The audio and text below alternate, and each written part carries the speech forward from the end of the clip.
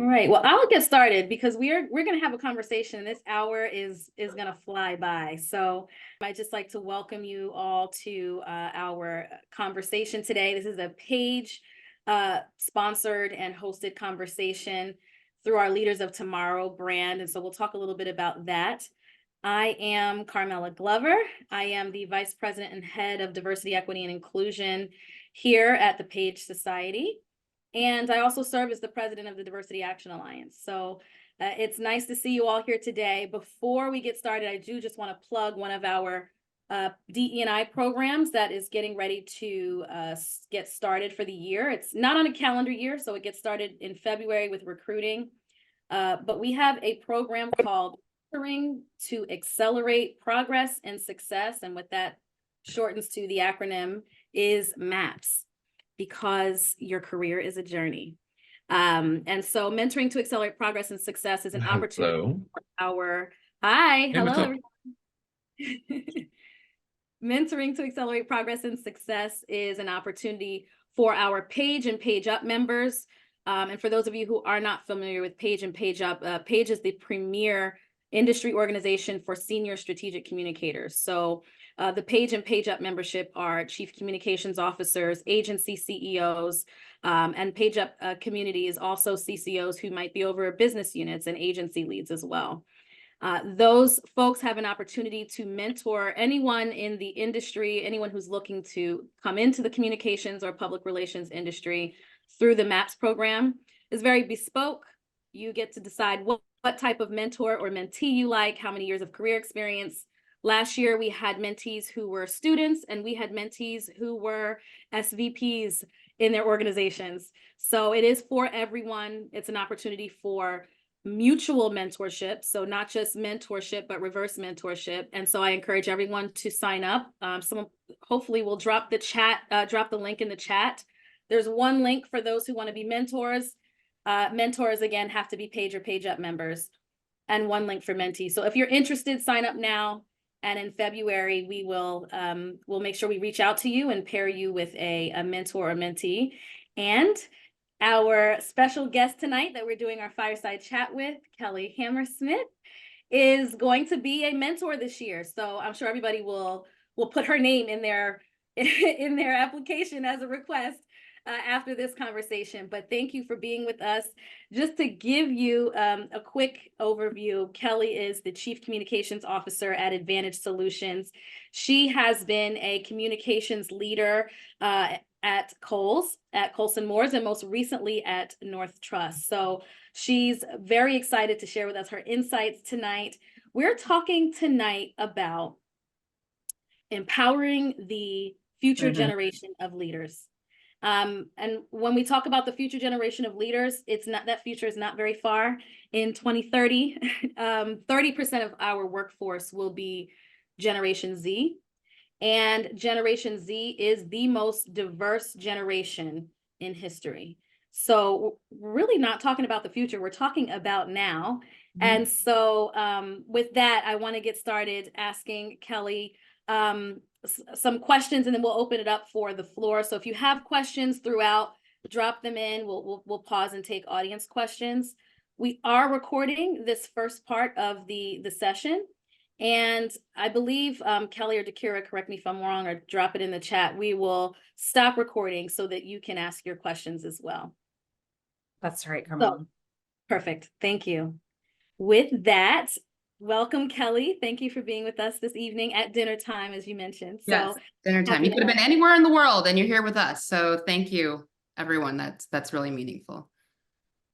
Yes. So let's jump right into it. Tell us a little bit about you, something that we wouldn't find on your bio if someone was to Google you and find your LinkedIn. Tell us something about you that we don't know.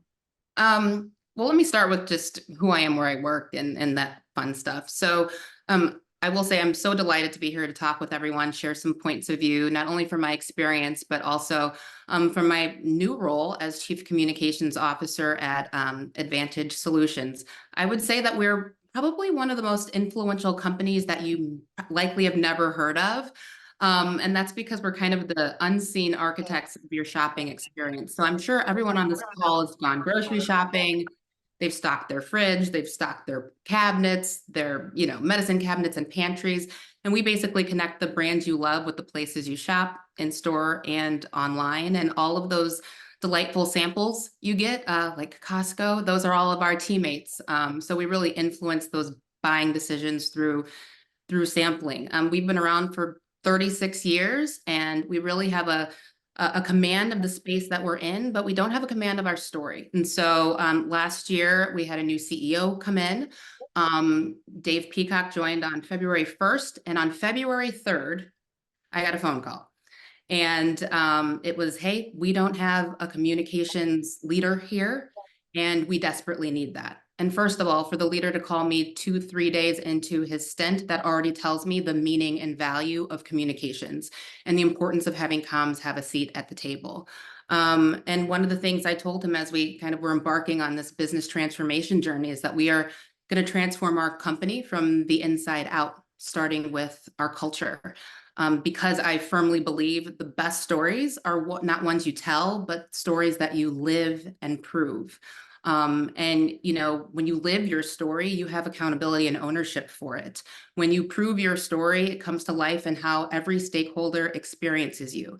So is what you're saying, can that be backed up by the folks that you touch and reach? And if it can't, maybe you shouldn't say those things. And we know that all too well as it relates to DE&I and a lot of the fodder that came out of the murder of George Floyd. And I will say that, in working in the DE&I space and comms for quite some time, that requires an authentic commitment.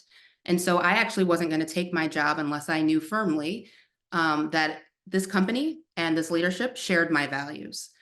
So often, especially as people of color and women, we are fighting the good fight every single day, not just at work, but outside of work, for a number of different reasons, and stretched so thin. I have a 3 and a 5-year-old. My husband is white. My children are biracial. So I also know what it's like to walk the streets and, people hate you for who you love. And they hate you for how you look and what you represent.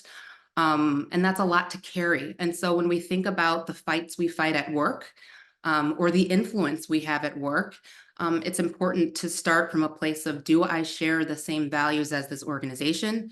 Is there an accountability lever for what we're saying and how we're showing up? And, for me, I asked my CEO, what is your commitment to DE&I? How does that come to life outside of work? How do you express that? Because just as, an organization is interviewing you, you interview them. And I learned very quickly, on the board of the Urban League, does a lot of his own individual efforts, was the CEO of a retailer and talked very deeply about the experiences of associates and understanding who they are, that so many people get on a bus every day to go to work, and how people take their own cars for granted, that we're employing people who are justice involved. And, the idea that when you join a company, you are trusting them to help you realize your personal and professional dreams, and realizing that there's a big responsibility there. And hearing him speak about, issues of inequitable opportunities, and, wanting to really lead an organization that is people first, and be really unapologetic about inclusion being non-negotiable, was huge for me. And I wouldn't have taken this job otherwise.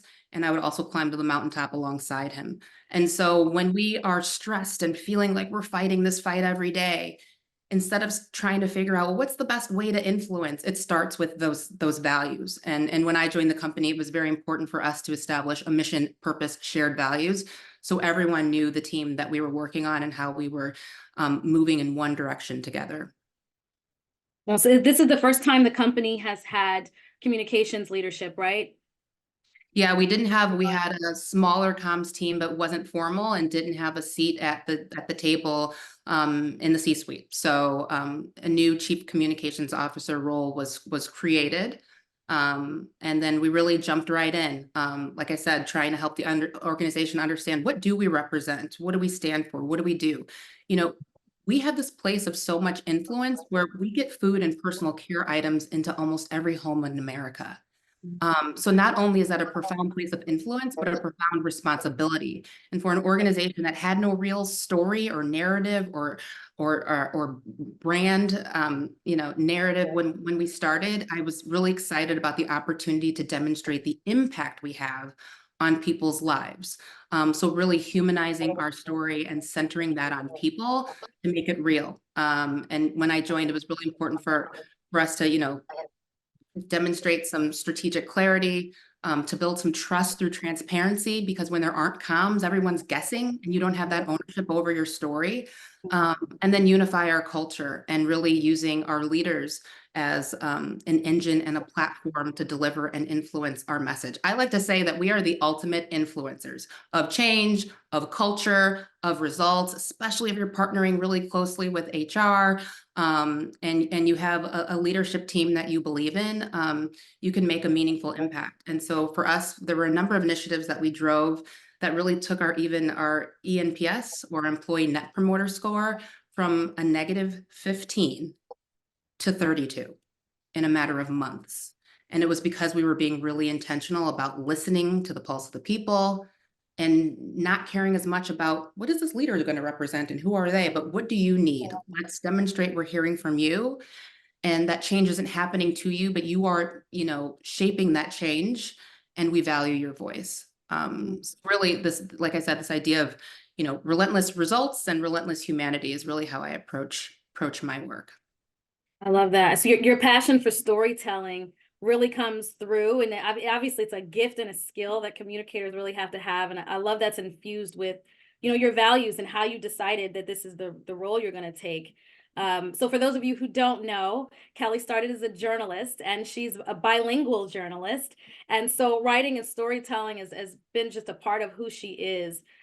In today's time, where we have headlines like Elon Musk says DE&I must die, right? So things that are really like an attack on any type of initiatives that drive equity, or diversity or inclusion. Can you tell us about a time, and just framing it from this perspective of this is what the headlines look like now, and I'm sure when you were a journalist that there was not as much explicit conversation about DE&I at that time, but you've led now at other companies in communications. Can you reflect on, maybe in some of your previous roles, a time where you had an opportunity to use your skill and your craft as a communicator to work on a strategic challenge that successfully disrupted bias, right? It really took the narratives, kind of the opposite of what's happening in the news right now, but took the narrative, disrupted bias, and really improved the workplace, the culture and environment for an underrepresented group or groups. Yeah, no, I do have an example. So when I was working at Molson Coors, a beer company, I'm sure you can imagine kind of the long history and legacy of beer. And one of the things that we came to realize at the organization, and I mean, this was a decade ago, so was the fact that the higher you went up in the organization, no different than what a lot of us are experiencing today, the higher you go up, the less diversity you see, the less women you saw. We were realizing that in some pockets that we weren't being as equitable in how we were assessing talent. We, realized too that when you take a step back and look at how we were portraying women in particular in ads and things, undermined we fundamentally believed about who women are as, more educated, owning consumer spending. Why are we positioning women as beer bimbos and scantily clad and all this stuff? We should respect women and position them as the heroes we are, of our story. And so I launched the Women in Beer initiative at Molson Coors, which really equipped the organization to lead a movement around embracing the value of diversity and equity and inclusion. So we started sharing targets. We started including the results in our quarterly meetings and calls. We created an engine of career pathing for women. We started to engage our distributor community, so took the message externally, and then we fundamentally changed the way we marketed our brands, and the industry took note, and women are not portrayed in the same way they were even just a decade ago. And that's because we had a leadership that recognized, took a look in the mirror and said, we need to change. We have a responsibility here, and we're going to do something about it. We're going to invest in it. We're going to equip people to be successful. We are going to share these results alongside our business results to demonstrate it's not a one-off.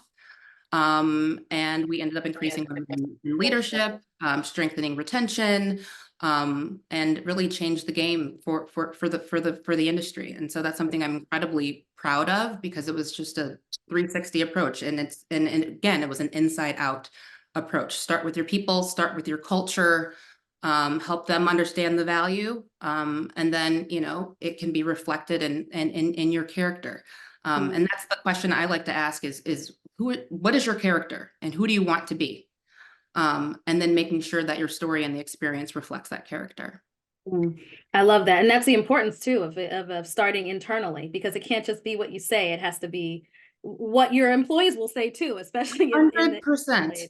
Yeah. And so often, folks are quick to go out and tell some crazy, beautiful story. And I have consistently said, sometimes, you tell a story and you're hoping the actions rise to the story. I actually think it's important for the story to rise to the actions. And when you reflect on it that way, we don't have to be everything to everyone, but what is the one thing that's ownable to us? What is the one thing that we can stand for with credibility? Because when you try to stand up for every cause and everything, it muddies the waters. It makes it very difficult for that to be ownable. And so often, the challenge is what you're saying externally isn't reflecting the experience internally. And that is critical. Well, that's awesome. I love the Women in Beer initiative and the opportunities you had, not just to represent women better externally, but to, to create careers and start to retain them. And maybe this didn't happen at Molson Coors, but at any point in your career, did the way you identify as a Black woman affect how folks received your counsel? Like, this didn't happen clearly with Molson Coors, but anyone say, well, is she just doing this because she's a woman, because she's a Black woman, because she's XYZ, and question your credibility? And if so, how did you handle that? When I have a seat at the table, I pull this chair all the way up. When I have a role, I fundamentally believe that I'm there for a reason, that my voice matters. And so I will share unpopular opinions. It's okay to have constructive conflict. It's okay to have debates. But what I am not going to compromise is the sense of, humanity and that lens that we should be applying to the things that we do. And so I surely have had moments where folks have said things to me like, so glad you're not an angry Black woman. And then I get called an angry Black woman. Or, Kelly, I know you have some thoughts, but let me tell you what the Blacks want. Let me tell you what the Blacks want. So we've heard of mansplaining. I don't even know what you call that. But I have faced that in every corner of my life. And it's not easy. And I will also say that in today's world, in this hybrid environment, what feels like even more of a violation is that when you're working from home and experiencing microaggressions, now people are bringing that into your home. And how does that impact your mental health and how you show up for your family? And so some fights are not worth fighting. You do not have to fight. Caroline Wanga, the CEO of Essence, I'm sure everyone has heard this quote: if you can't be who you are where you are, change where you are. And I think that is one of the lessons I too have learned and embraced, is that some fights you don't have to fight. What are my values? Does this organization share my values? Does it allow me to live out my values? Because we all have to be able to believe that for all that we bring to the table, we belong. For all that you bring to the table, you belong. And frankly, you shouldn't believe it, you should know it. And you should know it in how you are, brought in and embraced and welcomed, and people respect your ideas and that. And if they're not, reflect on that and be where you belong. Some people will tell you you don't belong in certain places, and that's okay. But use your sphere of influence to impact in the way that you can, but also you can't do that by compromising your values. I love what you said about some fights you don't have to fight. But then on the other hand, there are some fights that especially if you're standing by your values, right? Speaking truth to power is not an easy thing to do. It doesn't matter whether you're early in your career or you're an experienced leader or you're sitting in the C-suite, and it really doesn't matter what background you are, right? Speaking truth to power can be difficult. So especially under maybe a CEO who is going to wield their hammer on the final say. So how do you recommend that someone goes about talking about a sensitive issue and managing the narrative when that CCO-CEO relationship can be tested because it's a sensitive issue? And how do you balance that courage with the potential risks, those real life risks? Like, well, I'm gonna disagree, and I know he's gonna disagree or she's gonna disagree, and that could have some real impact on my career or my career here at this organization.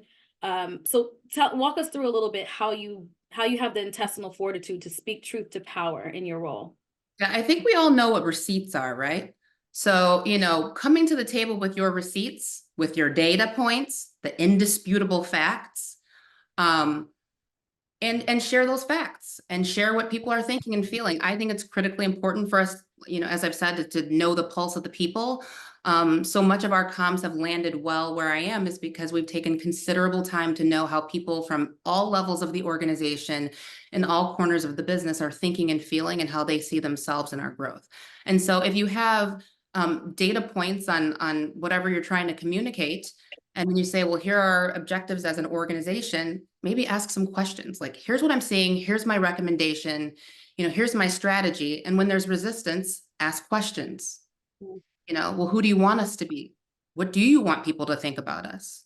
Are you willing to stand up in front of folks and say, we are canceling this program or we're no longer investing in you? Because that's what you're doing. So are you willing to do that? Are you willing to own the story that you want me to write and tell? So getting that alignment is critical. Who do you want to be? What is the character of this company? What is the character of you? What is your character as leader? And those are tough questions. And so, there are fights worth fighting and worth pushing. But then you also have a you to protect.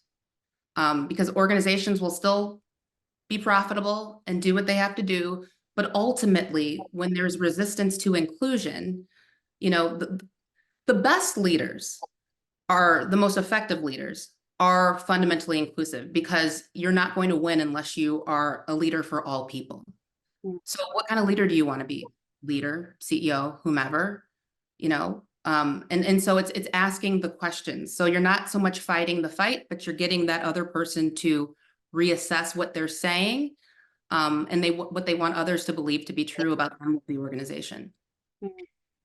I love that. And it kind of resonates with Caroline Wanga's, if you can't be who you are, where you are, right? It resonates with that, because at least if you stand by your values, you come with the receipts, you come with the data. That's something you can stand behind and go to sleep at night, right? And then know that you've done the right thing and you want to work for an organization that shares those values. And so I think what I heard from that is it may not work. You may never agree with the organization where you're at, but that means that's not where you belong, right? And so there will be a place that you are needed, you are talented, you are worthy, and you might not be needed where you are. That's, or they don't deserve you. So those are the things you have to reflect on. It all comes down to our values.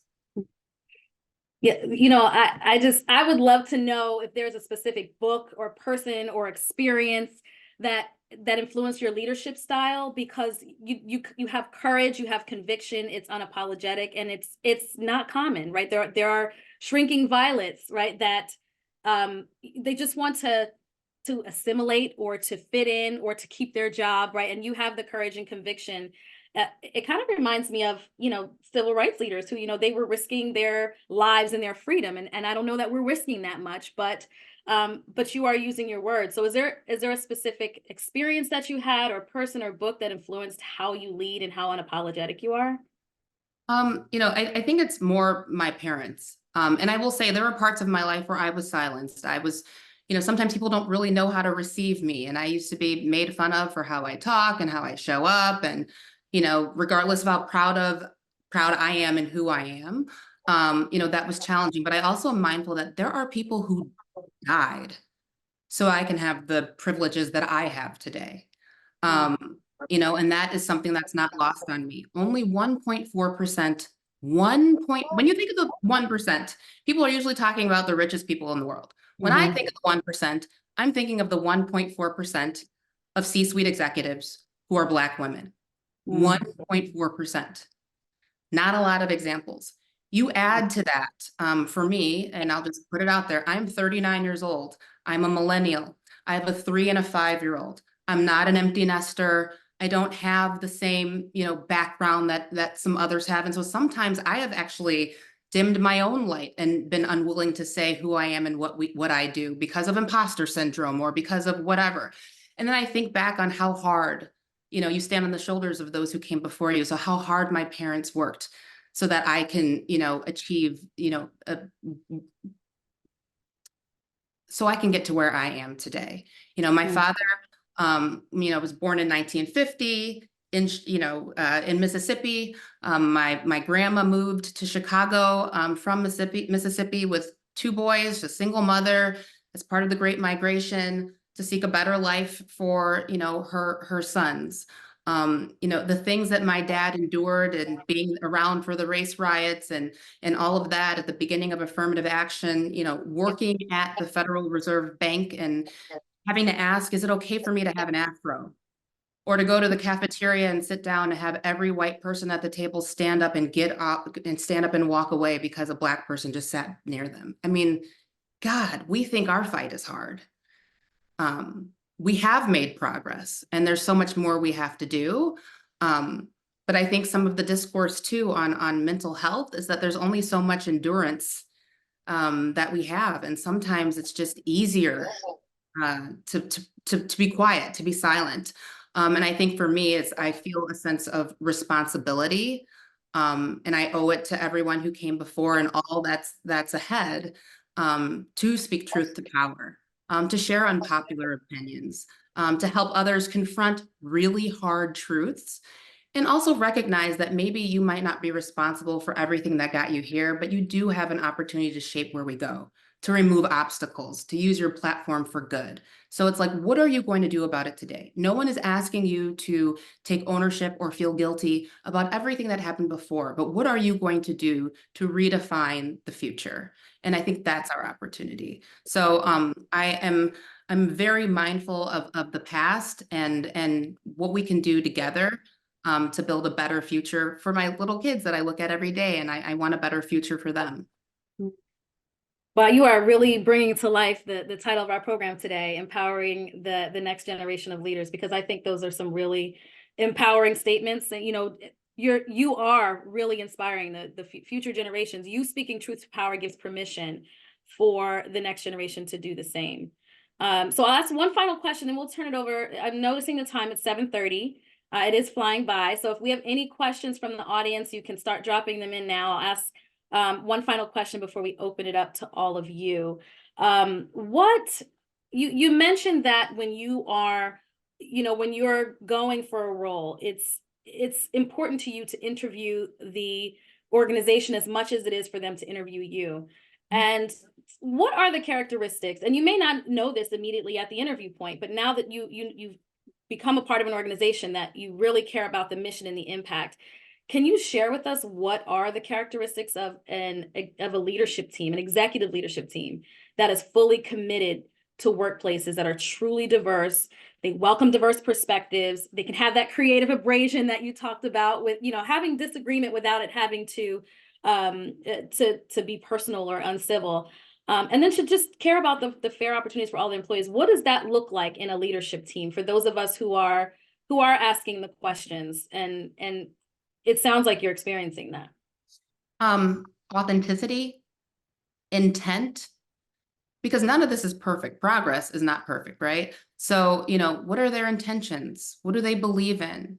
Having conversations about what is your experience? What has your experience been with people who are different than you? How do you learn about one another? How do you expand your perspective and lens? I think it's just about having real conversations and getting to know people on a human level. And I recognize that not everyone has that access, but find through your network. Can you validate this person? Because I'm going to be real. My CEO said all the right things, was very authentic, but said all the right things. And I did my own research to say, is this legit? This is amazing. And the answer was absolutely. And I uncovered that. So you have to do some homework. And have real conversations and then make a decision. I think when we go into interviews and things like that, we're like, they're in control. They have all the control and I'm nervous and I'm sure. No, you have something to prove, but so do they. So you've got to pull that out of them. So I don't have any real specifics. It's like, it's your gut. It's getting other people to validate. It's knowing your values and frankly, what you're willing to accept, tolerate. What will you accept? What are your expectations and what won't you? And even a job or a company that feels amazing on the outside might not be what you think it is. And that's okay. There is a place where you're needed and there is a place where you belong. And so I just think it's being truly unapologetic about your values and what matters.